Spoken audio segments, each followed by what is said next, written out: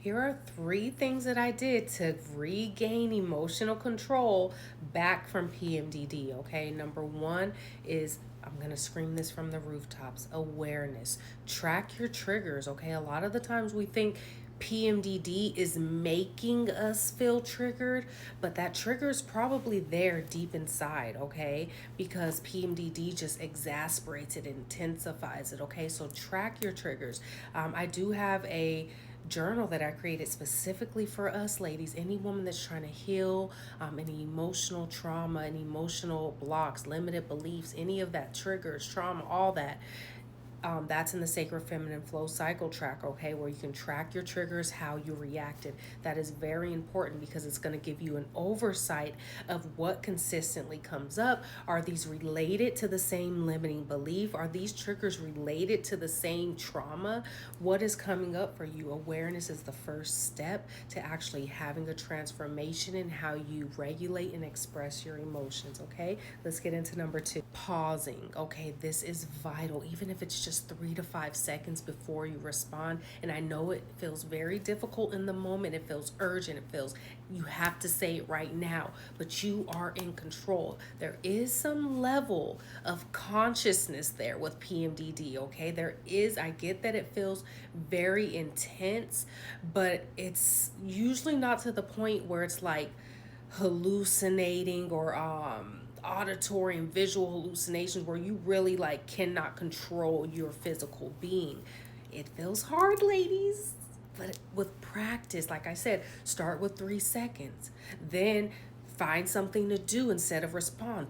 Give the phone to a loved one, okay? Go take a walk, leave your phone inside, lock your phone in your glove box for 15 minutes, okay? Go take a walk, take a drive, do something where you will not respond. Walk away from the person, okay? Learn how to say, I need a moment before you respond, and that is vital. That will help you calm your nervous system, regulate yourself. Deep breathing sounds cliche, but if you calm the body, the mind in turn will start to calm down, okay? These are steps to regulate those emotions and actually regain that emotional control that PMDD tries to steal from us, okay? Let's get into the last one. The final tip is having a plan pre-planned, okay guys? You don't want to try to come up with what you're going to do in that moment. Like I said, in my Sacred Feminine Flow Cycle Tracker, it has all that. It has the survival kit of like, what can you do in the moment that trigger is happening? You feel overwhelmed. What is it that you have pre-planned that you can do, okay? And then also the preventative measures is in there. What can you do beforehand? Is it going to be, I'm going to eat certain foods, I'm going to make sure I have this safety person in place, I'm going to do whatever it is, depending on what your concern is, what your trigger is, how to prepare for it to potentially prevent this from happening. If you know that when you're hangry, that's when your moods kick in. If you know that when you drink alcohol, your moods get even worse, or when you're around a certain person, or when you're overwhelmed, or you have a certain task, whatever it may be, okay? Pre-plan.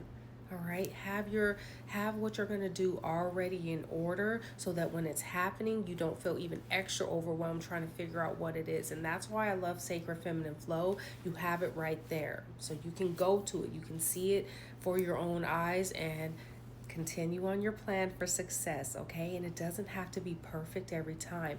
The thing that I notice most is that we start these things, and when we mess up, when we make a mistake or it doesn't work perfectly the first couple times, we think that it doesn't work and we just throw the whole practice away. You have to keep doing it. You have to be consistent for some time, usually at least 21 to 30 days with a new habit, to actually see those changes in your life and in your symptoms and your emotions. Okay, ladies, give these things a try. Start off slow. Sometimes we want to only introduce one new practice, one new habit at a time, so that we don't overwhelm ourselves and our nervous system and we just say it's too much and then we give up, okay? Let me know which one you want to try down below. And if you want more tips, tricks to how to improve and feel a little bit better during that luteal phase, comment luteal and I'll send you my free luteal phase relief guide. Check out my TT bio. I have a lot of fun resources for the ladies who are experiencing PMDD, PMS symptoms, or just luteal phase BS, okay? I love you, ladies. I'll see you in the next one. Bye.